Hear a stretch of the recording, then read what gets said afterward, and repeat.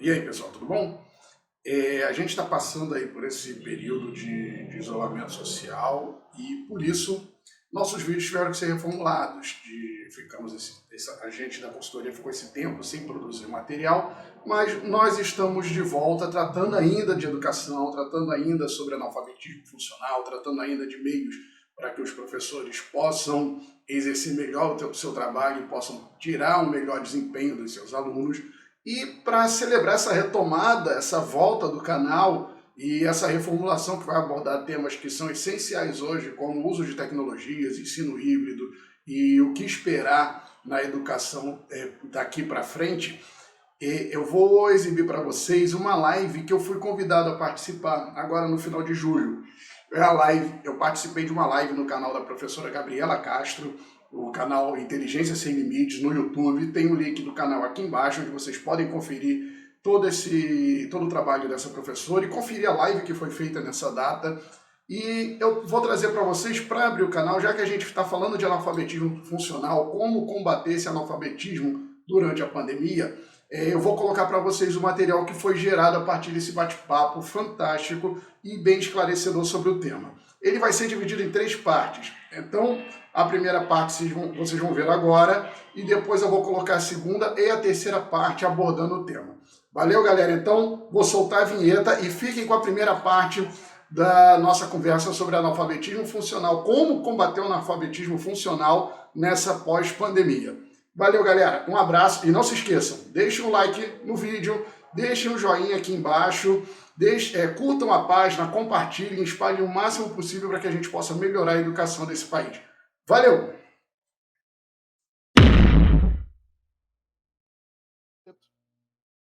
Tô começando a colocar ali no Instagram e eu vou te chamar ali, tá? Beleza. Bom, a gente já tá aí no nosso horário, 17h17, o pessoal tá chegando. Já vamos começar. Vou colocar, te chamar aqui no... Você já tá aí no... Olha, Posso te chamar já?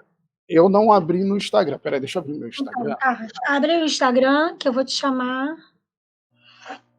Então, nós estamos começando aqui a nossa live de hoje com o meu digníssimo convidado, Clériston Negreiros, professor de língua portuguesa, meu colega de profissão.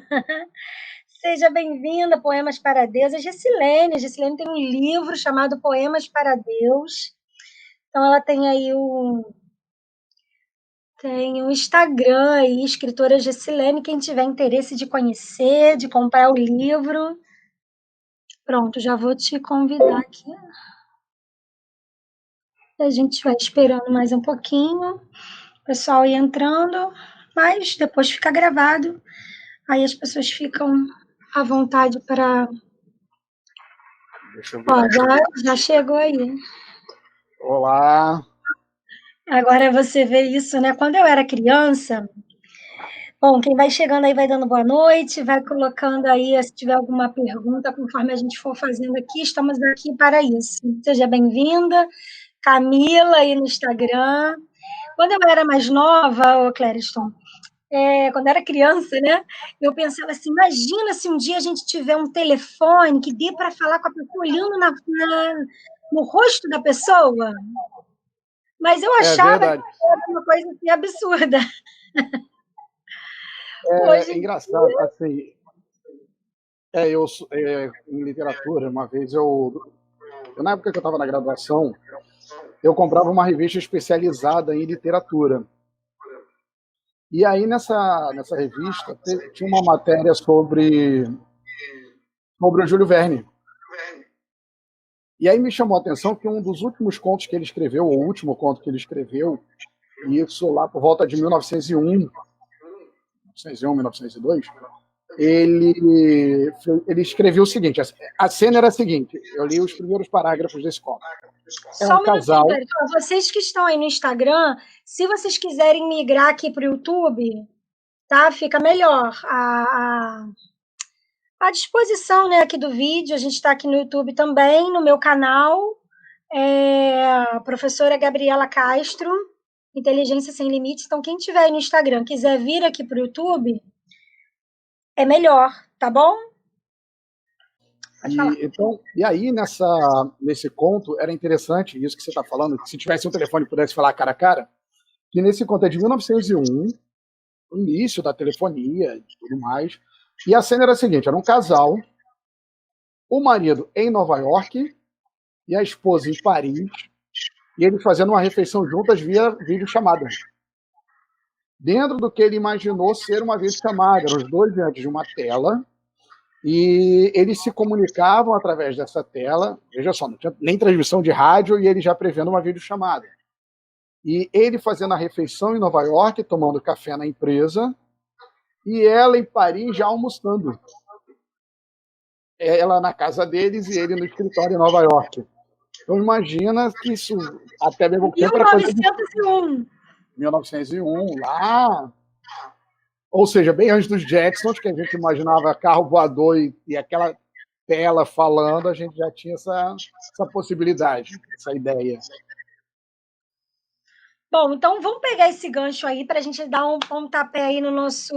Seja bem-vindo, Caio. Você que é uma fera aí. Caio, nosso professor lá da escola Gente, sabe que é o Caio, né? Sim, sim. Então a gente vai dar um pontapé inicial aqui, puxando aí desse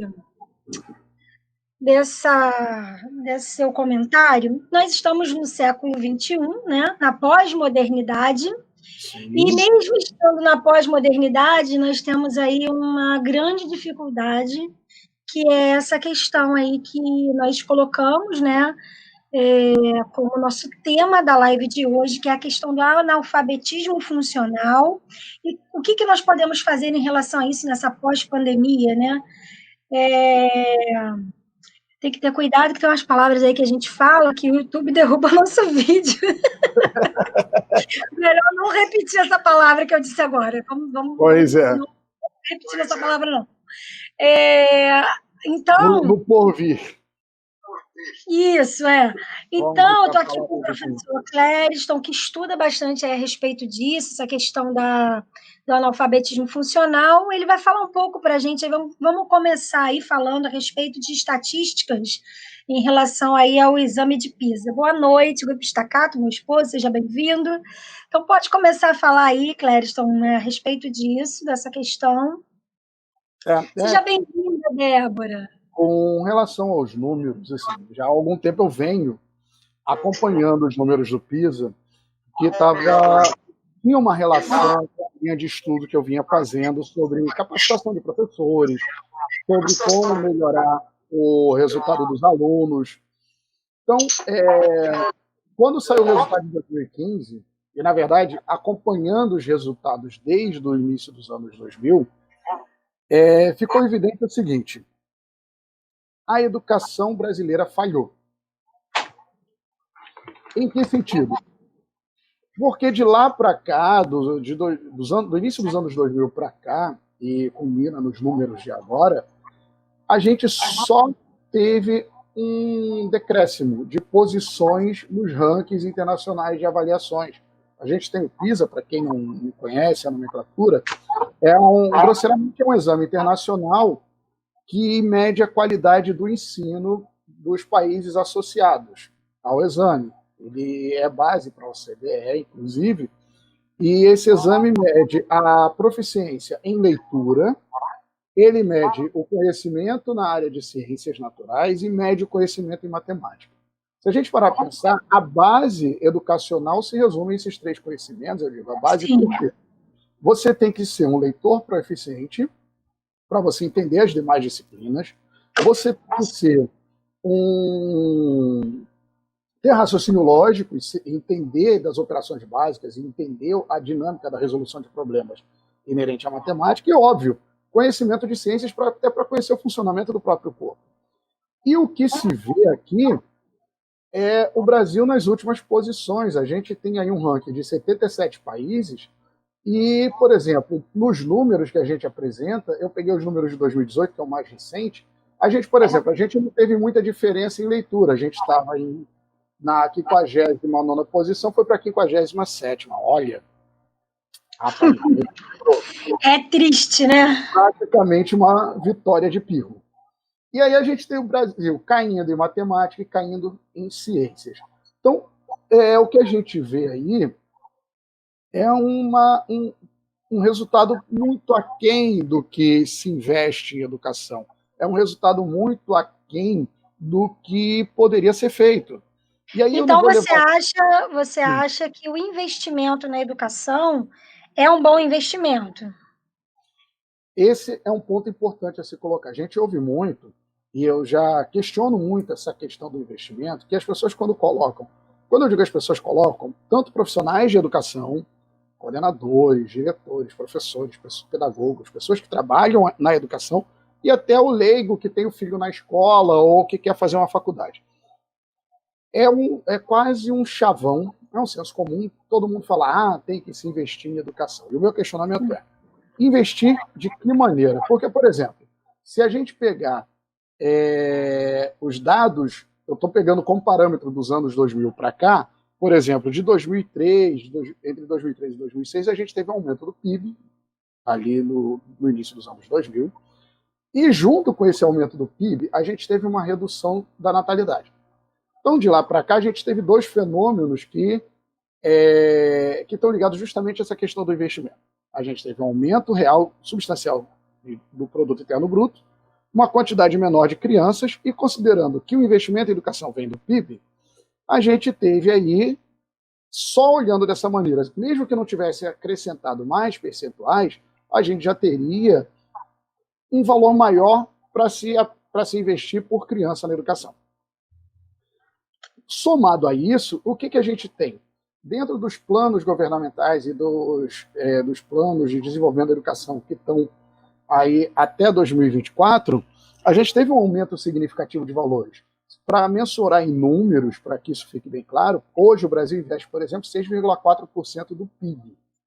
Para se ter uma ideia do que é esse número, o que parece relativamente pouco, 6,4%, considerando que a meta é chegar a 10% do PIB no investimento em educação, a gente tem países que estão no topo do ranking do exame do PISA, países desenvolvidos, que investem 5,5%, 5%. A gente tem, por exemplo, o Chile, que é uma referência em educação na América Latina, o Chile investe 4,5%. E aí, quando você olha esses dados e percebe a posição que o Brasil ocupa, será que realmente se deve investir em educação ou esse investimento que já é alto é mal gerido? Sim.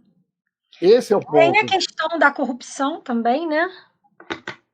Sim, tem. E aí tem alguns fatores aí. Tem a questão da corrupção, de desvio de verba. Existem outros fatores, assim, eu não queria entrar nem no mérito da corrupção, que isso aí no Brasil, para falar de corrupção é sempre, né? Sim, é quase uma não vai redundância. adiantar nada, é chover no molhado. É redundante, é desnecessário. Mas tem alguns pontos que poderiam ser resolvidos que entram nesse fator. E aí a gente entra em toda uma questão de formação de profissionais. A gente entra numa questão de uma melhor gestão que vem desde o Ministério, desde o MEC, secretarias, escolas, e uma série de fatores organizacionais que poderiam melhorar esses resultados. Já que a gente tem um volume de dinheiro hoje que equipara o Brasil, por exemplo, a grandes economias, não faz sentido o país, como o Brasil, que está entre as maiores economias do mundo, não tem sentido o país que investe quase 10% no PIB, o Brasil é o décimo, em países que têm uma população na faixa dos milhões, o Brasil está em 16º em investimento, o Brasil tem um investimento alto em educação. Então não faz sentido ter esses números. Por exemplo, um número que me chama muita atenção, que é pouco falado, a gente fala muito de dados do PISA, fala muito de coisas mais genéricas, mais abstratas e generalizadas. Mas quando a gente olha números cotidianos, números comezinhos, por exemplo, o Brasil hoje ele tem uma população que somente 42% dela é capaz de compreender um meme, um texto, um artigo de jornal, ou compreender essa live que a gente está fazendo. Só 42% da população. E aí entra diretamente no que a gente quer abordar, que é o analfabetismo funcional. Deixa eu só falar com o pessoal que está aqui no Instagram, para ver se eles querem vir aqui para o YouTube. Vocês que estão assistindo aí no Instagram, vocês estão conseguindo me ouvir?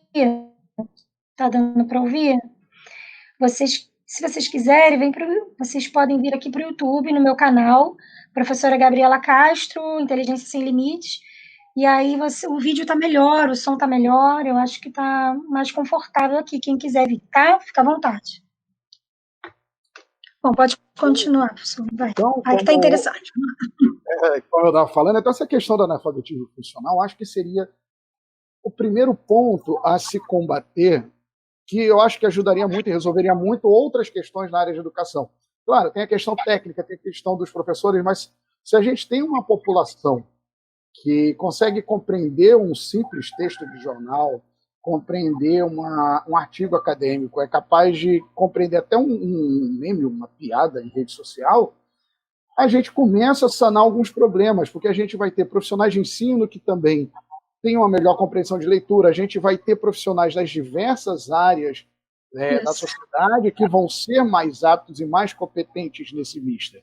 E vamos lembrar que você não necessariamente você tem um conhecimento histórico, óbvio, não desmerecendo as outras disciplinas, longe de mim, mas eu acho que o domínio mais importante que a pessoa tem que ter é da leitura.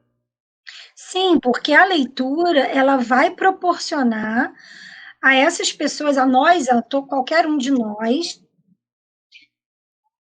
que compreender qualquer outro tipo de... Sim, qualquer outro conhecimento. Você, para qualquer matéria, pegando aqui o link para enviar para as pessoas. Então, a pessoa que lê, ela consegue entender bem, né? Lê e compreende, né? E cada vez lê mais, ela consegue entender um problema de matemática. É até interessante, lendo... Eu estava recentemente estudando, estava lendo um livro de uma professora também de linguagem, amiga minha, uma professora inteligentíssima, pesquisadora. Ela fez um trabalho muito, muito interessante sobre essa questão do analfabetismo funcional e como a questão pedagógica está interferindo nesse ponto, que é até interessante, a gente vai abordar com mais detalhes daqui a pouco, que ela coloca o seguinte: o processo de leitura ele tem que ser levado muito a sério. A gente tem que entender que a alfabetização e o processo de leitura ele leva ao seguinte ponto, que é isso que a gente está falando. A gente tem que primeiro ensinar a pessoa a ler, para que ela leia para aprender. Sim.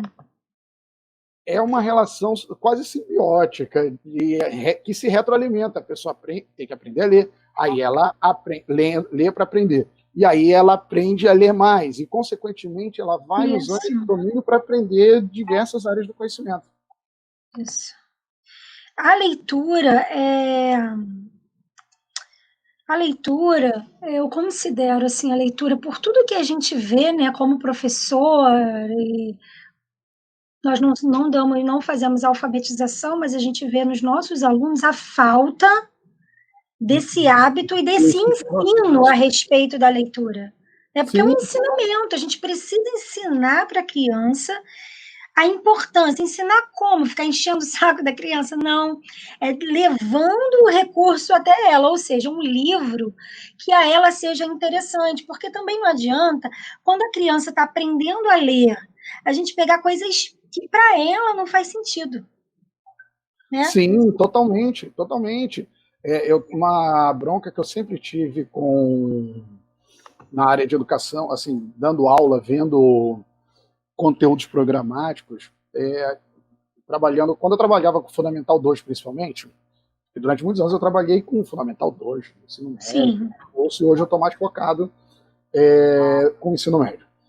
E eu observava, quando chegava aqueles catálogos de livros paradidáticos para a gente fazer a leitura, sempre me incomodava, por exemplo, eu pegar em leituras indicativas para um aluno de 8º ano, de 9º ano, Dom Casmurro, por exemplo. Aquilo ali, para mim, era o seguinte: ele está ali, deliberadamente uma tentativa de afastar o aluno da leitura. Sim, é difícil demais compreender isso. E não que ele não tenha a aptidão, a gente pode encontrar garotos, meninas, na faixa dos 12, 13 anos, que compreenda essa obra, mas para isso são leitores já avançados que vêm desde a infância. Exatamente, eles estão em outro nível. Sim, ele já vem de um processo de alfabetização muito bem feito, Isso, eles já já estão ambientados com a leitura, já são leitores ambientados que eles têm capacidade de compreender pelo menos o essencial da obra. Sim. E considerando que a gente está num país onde 29% dos jovens das pessoas entre 15 e 64 anos são analfabetos funcionais, então fica difícil a gente botar uma obra dessa. Então, professor, você poderia falar em poucas palavras, assim, para quem não tem noção assim total do que significa o analfabetismo funcional? Vamos lá. Porque tem gente que não tem noção, né? Às vezes até mas nem sabe que é. O que acontece é o Sabe o seguinte: que significa. há, inclusive, uma banalização do termo. A gente vê muito isso na mídia, nos profissionais falando, então há uma certa banalização. Mas, hoje, o que se entende por analfabetismo funcional é o seguinte: a gente tem uma gradação de proficiência na leitura.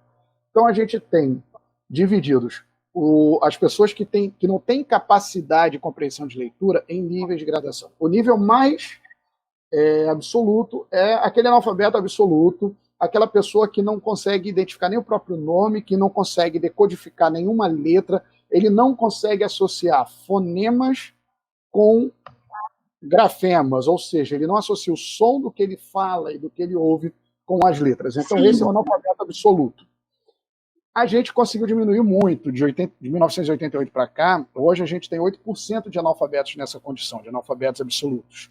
O que é uma vitória considerando um histórico de alto analfabetismo no Brasil durante décadas.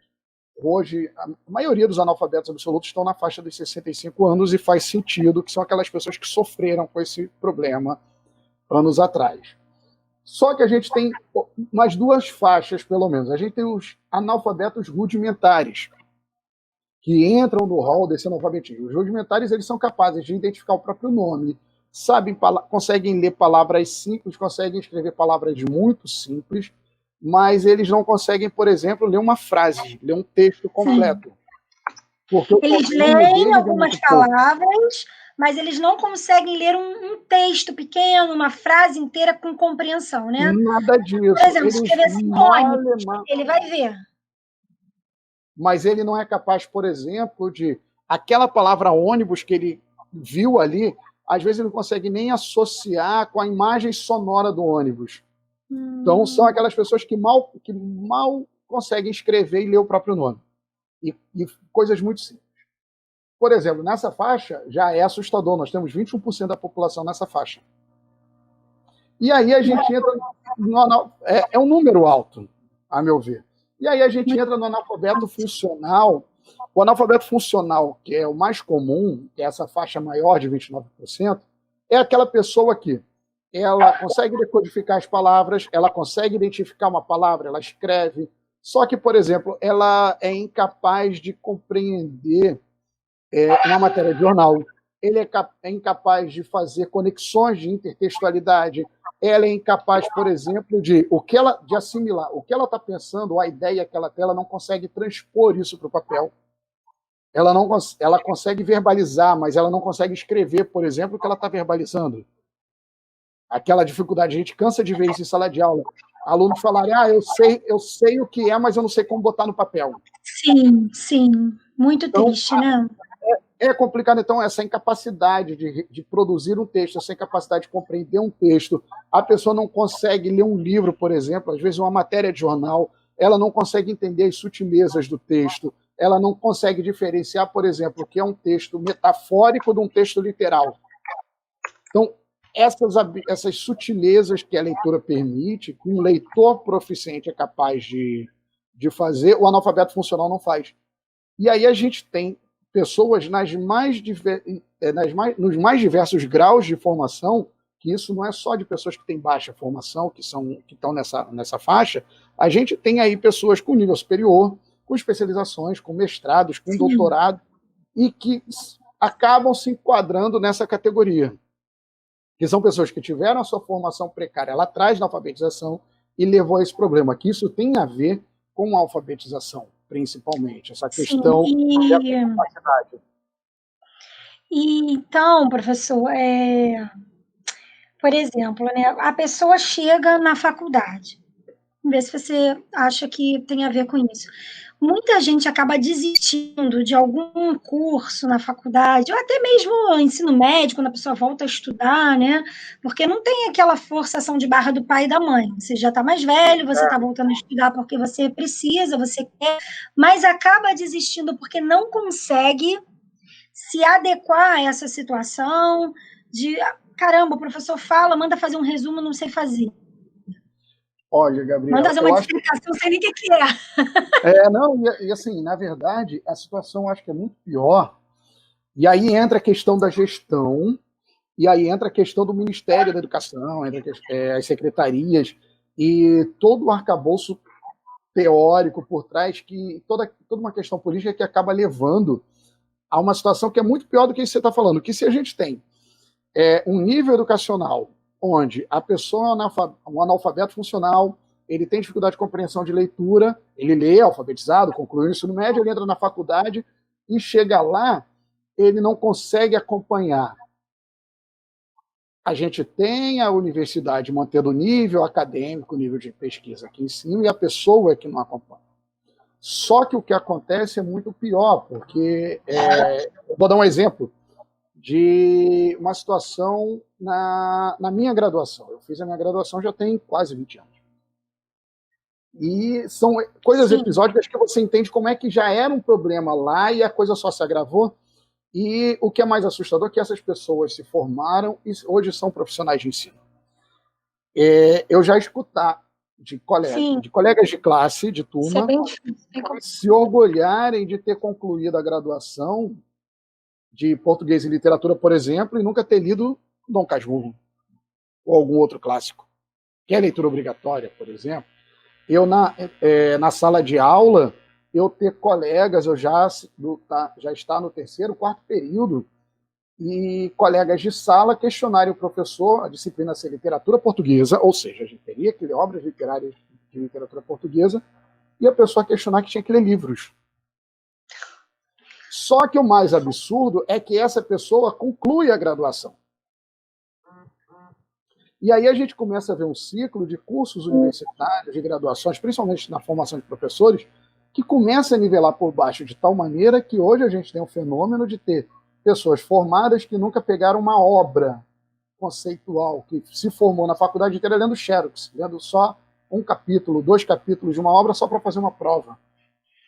Mas, assim, agora eu vou fazer uma defesa, entre aspas, né?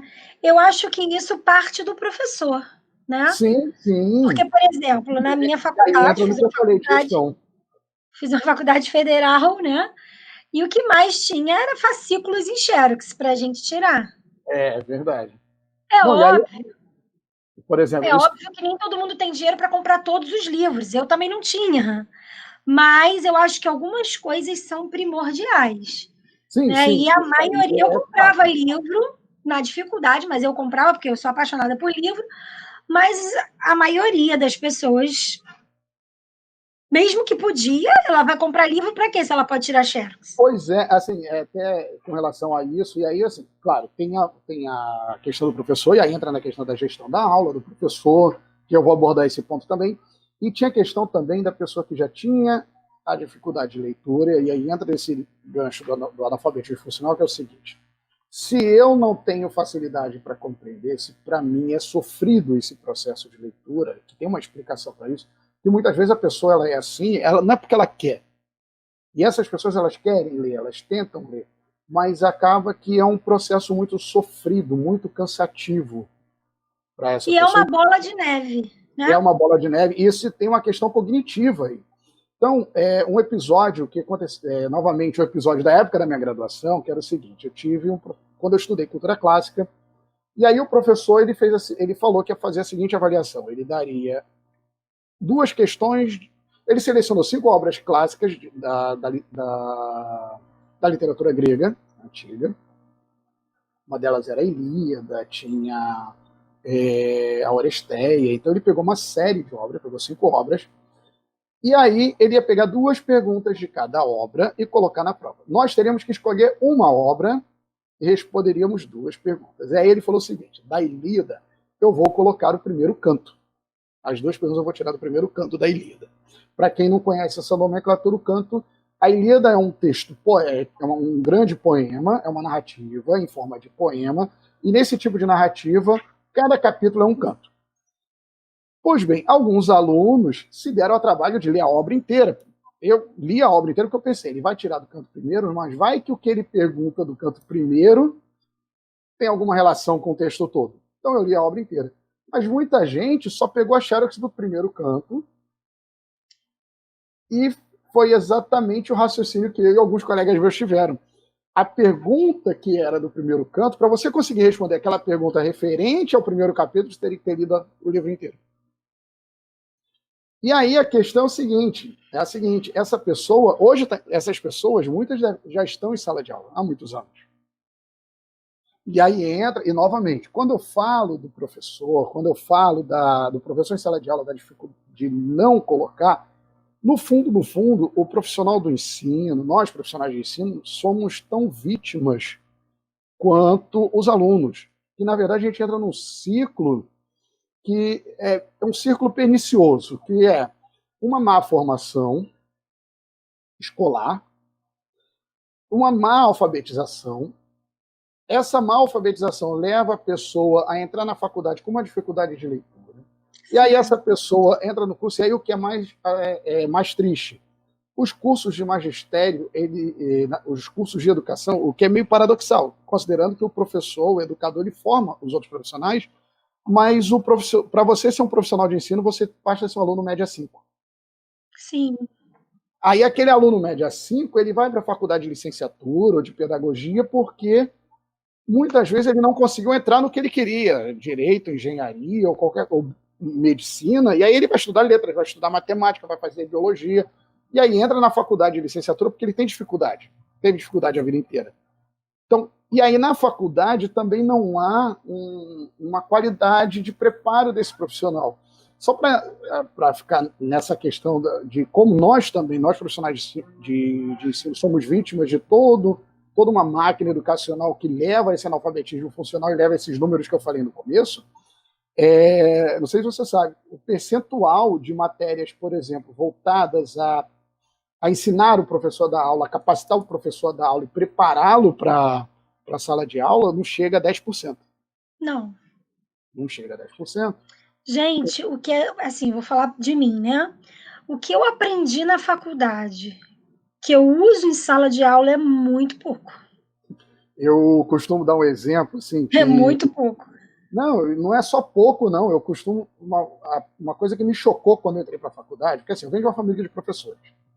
Até que, num momento da minha vida, me caiu a ficha de que, assim, não, o que eu tenho para seguir é ser professor. Minha mãe é professora. Minha mãe foi alfabetizadora daquelas antigas, raiz, sabe? Lá, professora raiz que botava o aluno de cara para a parede. Então, minha mãe é da tia do primário, aquela tia antiga que botava a gente para decorar verbo. Que era respeitada, né? Nossa, muita coisa. Minha mãe alfabetizou metade do bairro de Guadalupe. E aí, então, vem de uma família de professores. Aí eu fui fazer licenciatura. No meu primeiro dia de aula, chega a coordenadora do curso, que hoje é muito minha amiga, eu comentei essa situação com ela não lembrava disso e ri até hoje, a gente ri disso. Ela entrou em sala falando, deu as boas-vindas, e aí falou o seguinte, vocês vão ficar tantos anos aqui, vão estudar de idade, e no primeiro dia de trabalho de vocês esqueçam tudo que vocês aprenderam aqui, que vocês não vão usar nada na vida de vocês. Meu Deus! Então por que eu estou aqui? Que animador, né? O que eu estou fazendo aqui se o que eu vou usar não vai me servir para nada? Então é muito isso. A gente aprende fazendo. Só que esse aprender fazendo está cada vez pior, porque nem aprender fazendo a gente está aprendendo, na verdade. Na verdade, não está aprendendo. E assim, na verdade, a gente poderia, como professores, né? Se a gente já chegasse na sala de aula com uma bagagem mais focada, né, na aula, em dar aula, a gente poderia cometer menos erros, vamos dizer assim, né? Sim. Porque a gente chega cru, né? E aí a gente que vai estudando e vai se virando, e na verdade a gente quando sai da faculdade, se a gente não tiver tido nenhum estágio, não tiver dado nenhum tipo de aula, você cai de paraquedas assim, na sala de aula e aí você vai se virando. E aí tem aquela parte, né, que o professor ou ele fica focado no material didático da escola, e aí você chega todo dia ali e dá só aquilo que está ali no livro, Sim, ou se não tem esse material didático, você começa a se virar nos 30 para fazer alguma coisa. é desse jeito. E aí, e isso que eu estou falando da capacitação, novamente, eu não estou querendo polemizar, nem dizer que a culpa é do professor, não é isso. Novamente, eu quero deixar isso bem claro, nós também somos vítimas.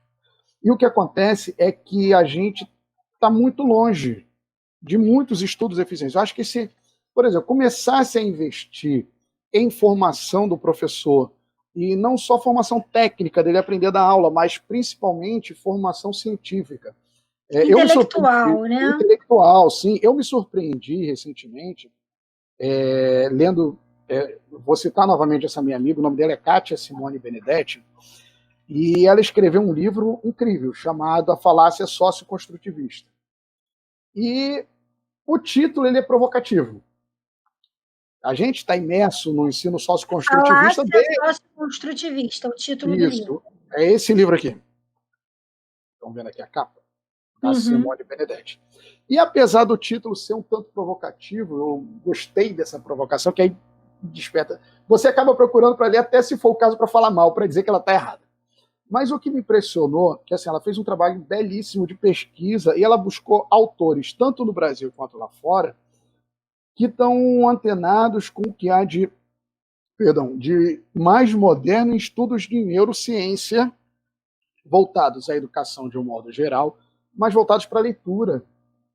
E aí quando a gente pega, e aí lá na obra ela coloca como funciona o processo de leitura no cérebro, como funciona o processo de aquisição, estudos esses que são feitos há mais de 20 anos. Se a gente pensar que, por exemplo, na década de 1980, quando os Estados Unidos passaram por uma crise educacional, a Inglaterra, que passou por essa mesma crise educacional, eles tinham adotado o socioconstrutivismo, que é uma coisa que para a gente é relativamente recente, já era adotado na Europa, nos Estados Unidos, já era na década de 60. Recente, e aí, se a gente pensar aplaudido, né? Sim. E se a gente pensar que naquele momento, lá nos anos 1980, esses países já questionavam e começaram a financiar estudos de neurociência, de percepção do cérebro, como funciona, de entendimento como se dá o processo da leitura. Então, tudo isso fez com que esses países se mantivessem no topo educacional. Aí você pega, por exemplo, Coreia do Sul, você pega Finlândia, você pega Portugal, que tinha uma situação calamitosa igual a gente há 20 anos, e hoje, no resultado do PISA, ele está entre os 15 melhores, entre os 12, 15 melhores, fazendo isso, investindo em ciência, investindo em pesquisa e abandonando ideias que são subjetivas. Essas ideias... Olha, a Kátia está aqui na nossa live, hein?